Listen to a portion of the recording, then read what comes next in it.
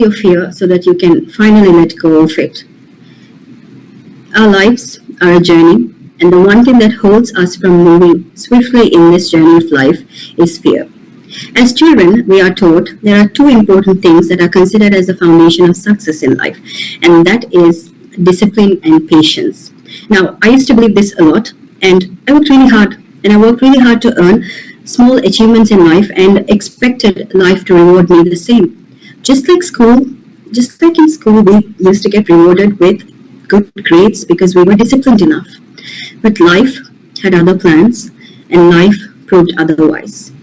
The calm sea, which I considered my safe space, became a raging storm. One afternoon, as I was feeding my 6-month-old, I got a phone call. And this was not just any phone call, this was the type of a phone call that shakes the ground beneath your feet. It was a hard decision that came along after this phone call. I wanted to look on the bright side, but the loss was heavier. Am I good enough? What is going to happen next? This was constantly asking myself. Sometimes we are so passionate about something that we lose sight of what really matters, our value. Years ago, I envisioned a future in medicine, but life had other plans. Circumstances shifted my focus from human cells to Excel cells. I thought this is something I'm going to fear down the line, but let me just walk this new path and see what it has for me. And I was right, there was a lot of things that was in store for me. So, as women and as human beings, we're so passionate sometimes about a lot of things in life, but through that journey, we forget our own value. And because we forget our own value, we don't understand what life has to offer next. Certainly, there are situations where, as women, we question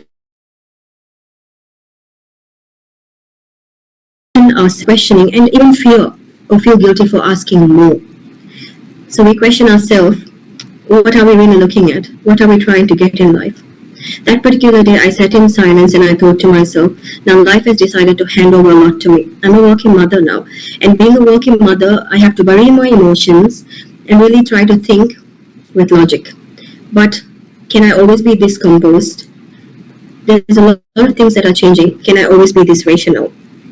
I fought really relentlessly. I fought really hard. I sacrificed a lot of my time and energy. I even compromised the quality of my life. But for what? I question myself. Now, who am I? What am I trying to really find?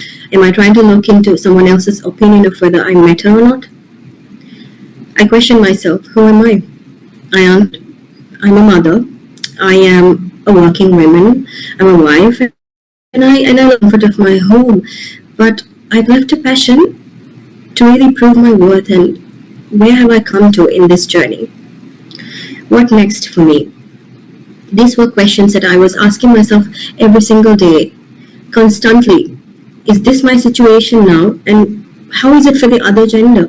Do they have to face this? Do they have to go through this? But then one fine day I decided I'm going to confront this. Because history decided to repeat itself, and the way history decided to repeat itself was not something that was acted upon, it wasn't even articulated, it was utter silence. You know, as women, we're always running. We are running from the way society sees us, we are running from against our biological clock, and we're running to fit in. We're running to fit in to this barrier, against this barrier. We're running to fit in because there's a lot of things the society asked us to do. But what if we decided to refuse to fit in? And so that particular day, I confronted myself. What is that one thing I'm running away from? And I understood it was fear. It was something that I was truly trying to run away from. Who am I? That was the question I was seeking. What was my identity? And I decided this question was something that helped me learn the answer. And that identity is a privilege, and you're the only person who gets the power to define so. This time, it was utter silence. Did I ask the right question? Am I actually proving my worth? Were some of the things that I needed to truly understand? I have always, in my entire life, moved through adversity, despite of the questions that I have been asking self. But this time a lot of things had changed, and the lot was the woman in me who decided to change. I no longer wanted to ask this particular question of what if. I no longer wanted to seek validation. So that was what changed. I didn't need to serve something that no longer served me. I didn't need to fear something that long had daunted me. And this was one of the greatest lessons that I learned in life. As women, we give a lot of power for other people. We give a lot of power to other people to define ourselves. But have you ever asked yourself, does that really matter? I asked myself, why am I placing so much of weight on opinion of other people to define who truly I am? Am I not the only person who's supposed to answer this question?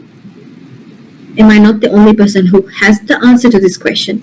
So that's when I realized a lot of things will change, and I know that I'm enough now. I moved through this journey to know who I am, and the move wasn't just changing something in me, it was changing the way I viewed life. My perception changed, and the way I wanted to answer those questions that I was going to ask myself.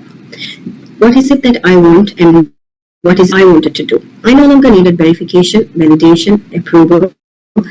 What I needed now was a vision and a perception.